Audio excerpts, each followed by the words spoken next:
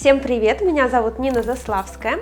Это видео будет полезно не только новичкам, но и мастерам с опытом, потому что мастер Рома приехал ко мне на мастер-класс и поделится с вами своим опытом и фишками в работе. Ну а я прокомментирую его работу и сравню со своей. Ром, ты начинаешь с эскиза, рисуешь, наверное, так же сидя, да? Да, конечно. Мне нужно видеть полностью лицо человека.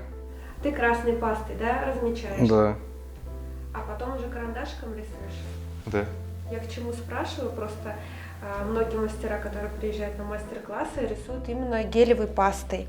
И у меня был такой случай, я тоже, когда начинала, рисовала гелевой ручкой брови, потому что, ну, все равно, сам понимаешь, удобнее для мастера нарисовать гелевой пастой, не вырисовывать карандашом и просто заштриховать. Вот, и ко мне пришла клиентка, которую очень возмутила, что мастера рисуют гелевыми пастами. Она говорила, якобы, как так вообще можно рисовать гелевыми пастами, это что за такие мастера?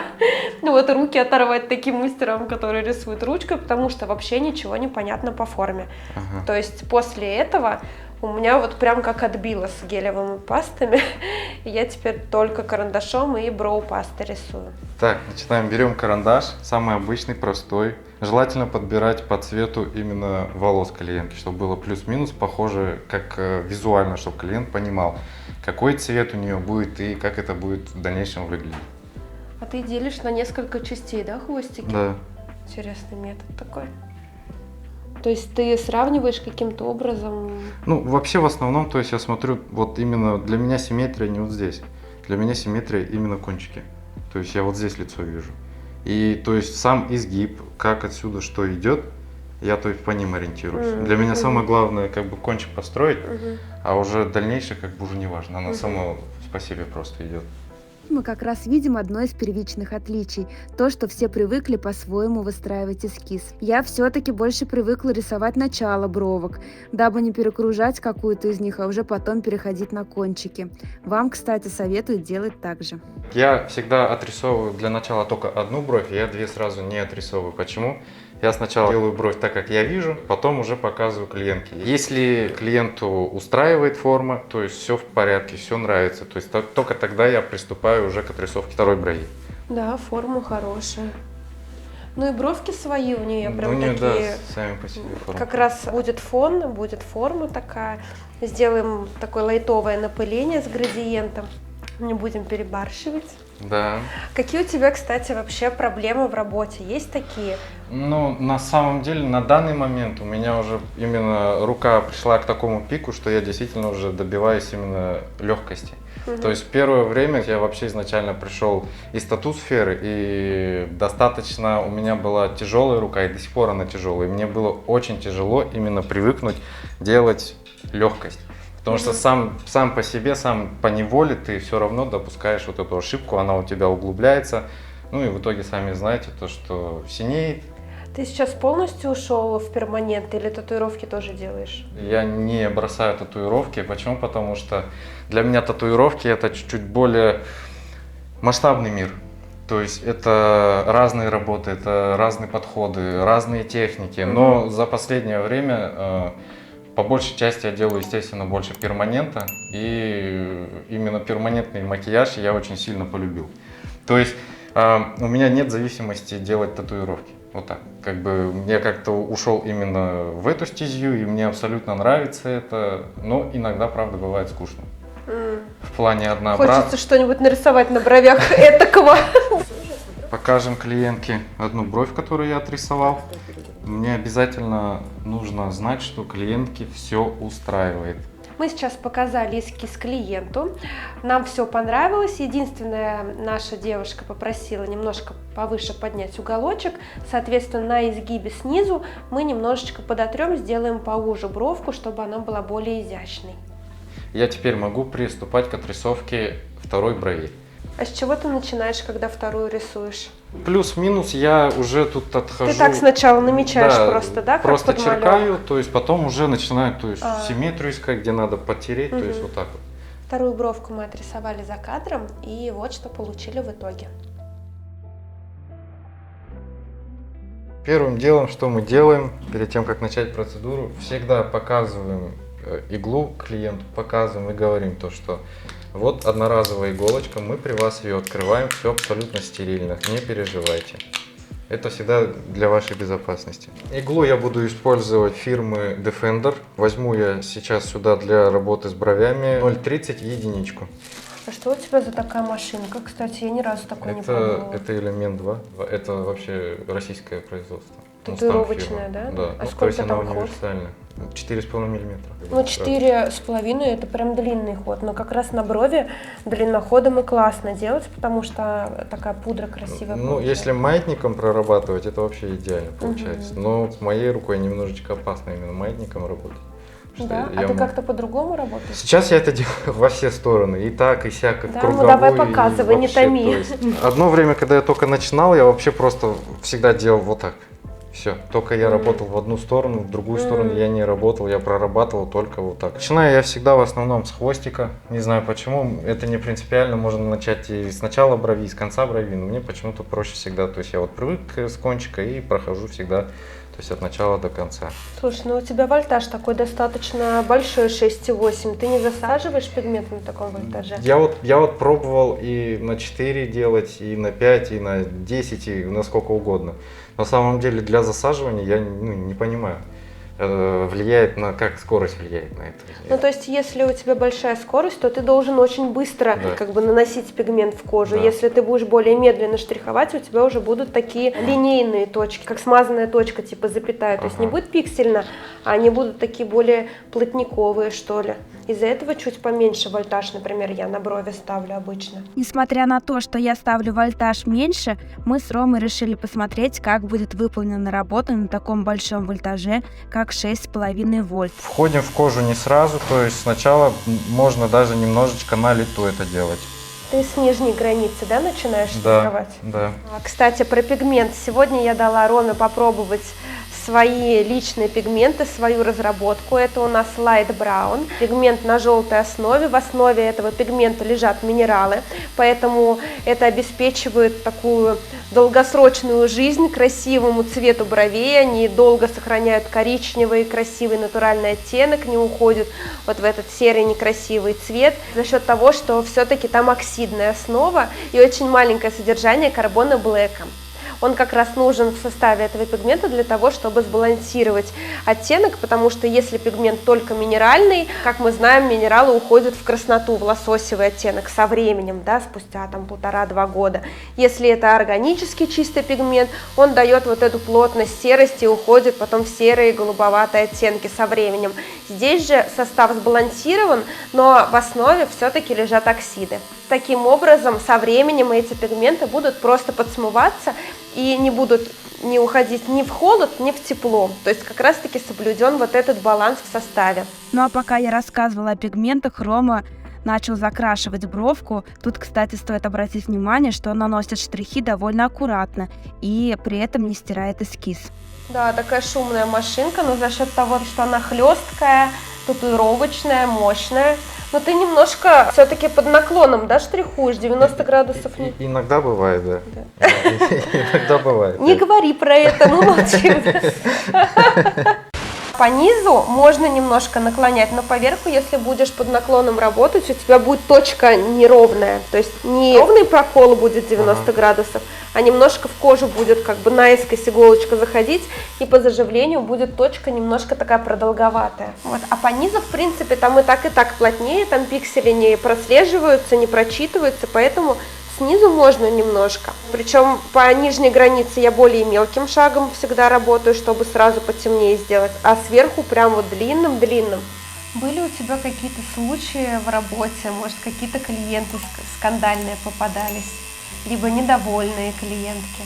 Да, были такие, но случаев не так много. У меня был конфуз с человеком, который знает больше всех и лучше мастера, как ему делать, какая ему форма нужна, как нужно рисовать и так далее. Это из тех людей, от которых желательно, если вы не находите общий компромисс, не договариваетесь именно в эскизе, как это должно выглядеть, и человек очень настойчив в том, что как он хочет, так должно быть, то лучше отказаться.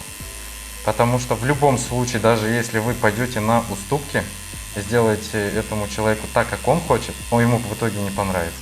И этот человек придет и будет говорить то, что я сделал Ну, какую-то в итоге фигню. ты сделал? В итоге сделал, да, И вот что? я... Она говорила, что ты сделал фигню? Ну, не открыто прям это уж, но то есть Намекала. человек был недоволен этим. И недоволен то, что получилось не так, как хотелось, хотя я ее предупреждал неоднократно. Вот так, если хотите, то будет не так хорошо. Вот давайте А лучше. что ей не понравилось? Вообще сама форма мне понравилась. Там еще такой момент, то что в самом разработке эскиза она еще сама участвовала. То есть я, например, уже построил эскиз, и она уже потом от себя еще сама добавляла. То есть сама брала карандаш и как бы рисовала, говорила мне, что вот сюда надо добавить. Я уже потом смирился и говорил, да, хорошо, добавляйте. Она добавляла, ну и в итоге добавлялось, что получились несимметричные они, мы губы делали. И в итоге, как она хотела закруглить именно арку Купидона, как раз таки она сделала так, что они стали еще острее в итоге. Вот. Ну, естественно, все это ей не понравилось. Но для себя я просто сделал такой вывод, что ни в коем случае не подкупайтесь под клиента, вот именно в плане, как они хотят. Лучше откажитесь, и все. Я не могу вам помочь, извините. И до свидания. Вот я тоже так считаю на самом деле, что нельзя вестись на поводу у клиента и нельзя выбирать такую позицию типа, ну, желание клиента закон, Да. раз она хочет, надо так делать. Да. Недавно как раз-таки снимала видео на YouTube-канал, не знаю, Я смотрел. да, я смотрел. Тоже попалась такая не очень сговорчивая, так сказать, клиентка, мы с ней долго спорили, вот, и мнения в комментариях разделились, то есть кто-то сказал, да, действительно, ну, вы все правильно сделали, а кто-то писал, что вы не правы как мастер, потому что желание клиента закон, раз клиентка пришла вот с такими ужасными бровями, значит, надо было ей дать то, что она, собственно, хочет. Вот. Но я так не считаю, потому что в любом случае клиентка потом переосмыслит, придет домой, посмотрит, либо ей кто-то скажет, господи, что вообще тебе сделали, и виноват все равно будет мастер. Поэтому я считаю, наша задача все-таки донести до клиента, что как нужно. Многие же даже не понимают. Вот я помню, когда не рисовала брови, там не занималась перманентом, я вообще все такие ужасные брови рисовала карандашом и думала, это классно. Поэтому все-таки наша задача донести. Донести в первую очередь, я абсолютно согласен. Ты тоже без анестезии, да, работаешь? Я без вообще первичной? стараюсь от нее отказываться, фигня это полная анестезия. Я просто клиентам сразу внушаю как психолог, и пусть я буду в дальнейшем обманщиком, может им даже немножечко быть больно, но, по крайней мере, процедура пройдет абсолютно качественно, и в итоге результат будет лучше, чем с анестезией, потому что анестезия это вообще сумасшествие, она отбеливает кожу. Да, я, кстати, недавно слышала, ездила на одну конференцию, и там некоторые спикеры учат, как прокрашивать губы, как раз-таки. То есть ты укладываешь пигмент, все уже как будто работу закончил, потом уже в самом конце наносишь анестезию вторичную, она типа выбеливает тебе всю поверхность и подсвечивает те места, которые ты не прокрасил.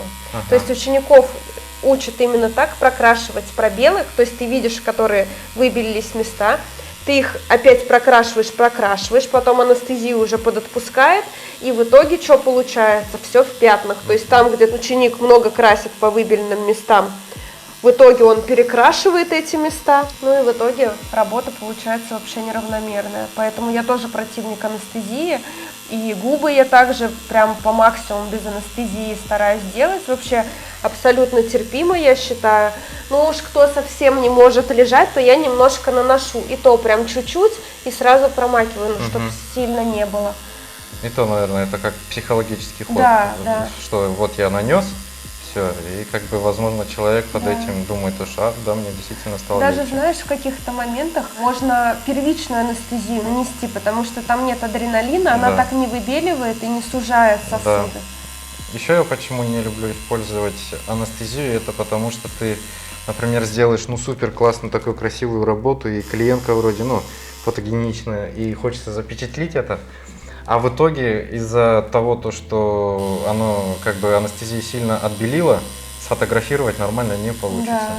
Да. То есть вроде там как бы по идее прокрас хороший, но из-за того, что вот эти белые пятна виднеются, уже не смотрится красиво. Поэтому как бы лучше стараться вообще. Да, я вот, например, сейчас просто акуметил капельки использую, в конце капаю, На, и всё все подбелить. выделивает такое. Вот просто даже спросить у клиента, вот тебе вот сейчас больно процедура? Я сплю. Вот клиент спит, я делаю абсолютно и первичку не наносил, и не собираюсь наносить никакую анестезию. Человек Ты абсолютно... вторичку тоже на брови не наносишь? Я не ношу вообще. Это проверяешь, кстати, как уложил пигмент? Я первый проход на самом деле всегда прохожу. Не бывает такого, что ничего не осталось, либо же перетемнил? Нет, на самом Да? деле нет. У меня как-то все по стандарту. То есть первый проход всегда он какой-то на стандарте у меня. Плюс-минус я не знаю, как-то это и по времени, то есть уже смотрю. И по определенным как бы местам я прохожусь везде одинаково. Так, иду. Но вначале все равно полегче ты, наверное, работаешь, как и... Я, потому что- да, вначале, то есть я вот, например, самое сильное изначально я прокрашиваю это хвост и серединку. То есть прям, чтобы вот этот переход, когда я стер, он остался. Потому что если он не останется, потом, получается, ну, форма теряется. Вот, а здесь я буквально так, ну, вот, чтобы как бы продолжительность была, и на этом все. То есть я не собираюсь здесь прям сильно красить. И самое главное, чтобы нижняя вот эта вот плавная линия зафиксировалась у нас. Да, вот тоже важно. Как раз таки она и направляет.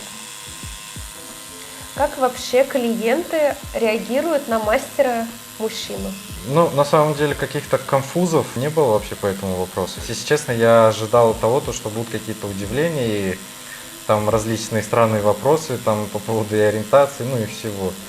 Ну, нет, вообще абсолютно относятся спокойно. То есть, если кто-то неспокойно ко мне относится, тот ко мне просто не записывается, и все. Слушай, так прям пудрит машинка красиво. Я вообще думал менять что-то, ну, что-то поновее, что-то посовременнее. Но как-то, я не знаю, мне вот нравится она как работает, вот вообще нравится. Пусть она немножечко тяжелая и такая шумная, но вот именно результат, как она именно пудрит, мне вообще очень нравится. Ну и быстро укладывает, да, на пигмент? Да, она очень хорошо Хочется укладывает. уже посмотреть, что там внутри. Да, можно уже. Цвет классный. Ну, вот здесь можно нанести Да, я тоже анестезию. считаю. Я вообще на брови наношу анестезию прям без зазрения совести, на самом деле. Но на губы не люблю, потому что потом такие пятна некрасивые, неравномерные. Еще проблема в том, что, например, на одну сначала нанесли, поработали, а потом в оконцовке проработали с другой анестезию нанесли. Одна уже отошла от анестезии, а вторая Да, нет. да, Вот да, это да, вообще просто.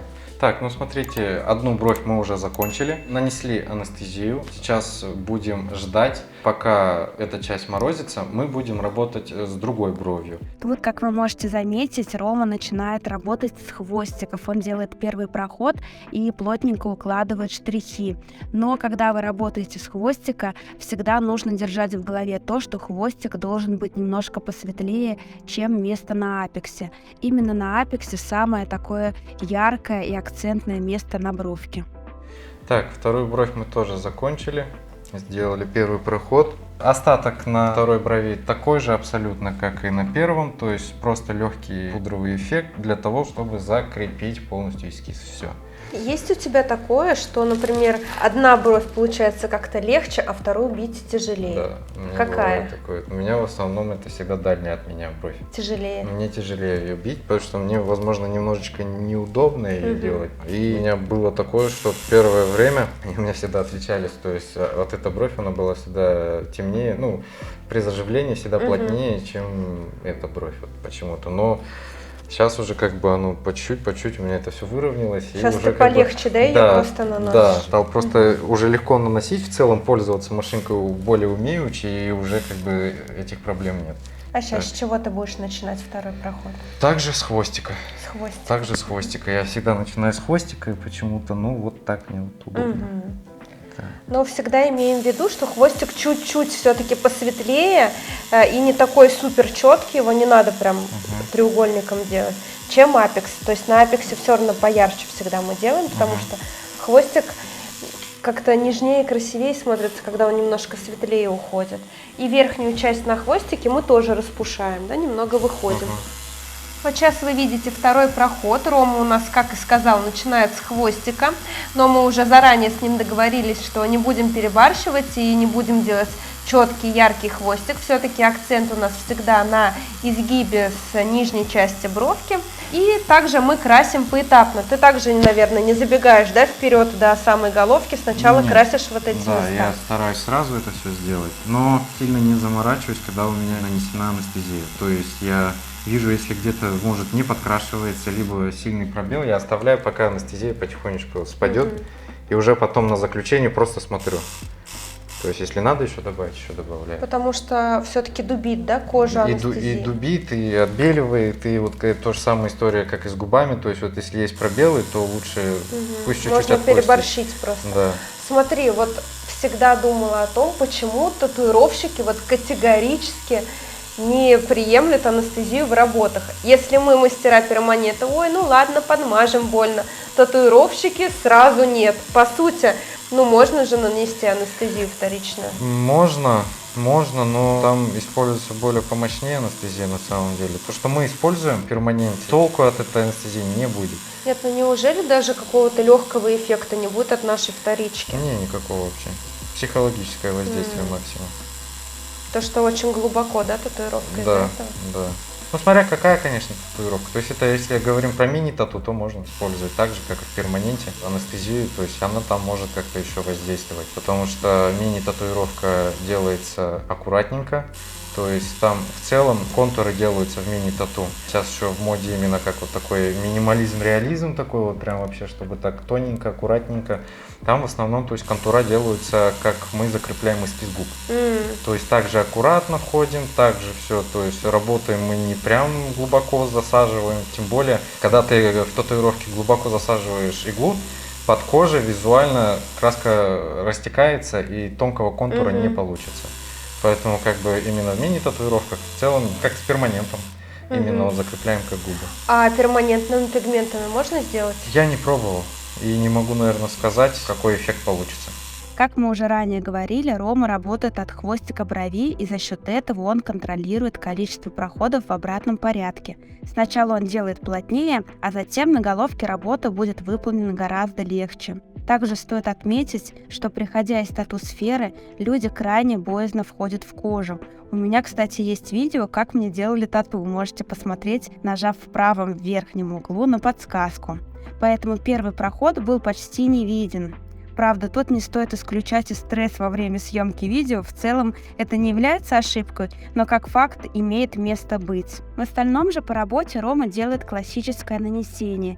Ведет штрихи вертикально, затем горизонтально, наносит их сеточкой и работает также по зонам, пока не закрасит одну часть брови, дальше не заходит. Но наш любимый маятник не использует. При работе на верхней границе он также использует технику елочку. Ну а теперь давайте переходить к финальному результату.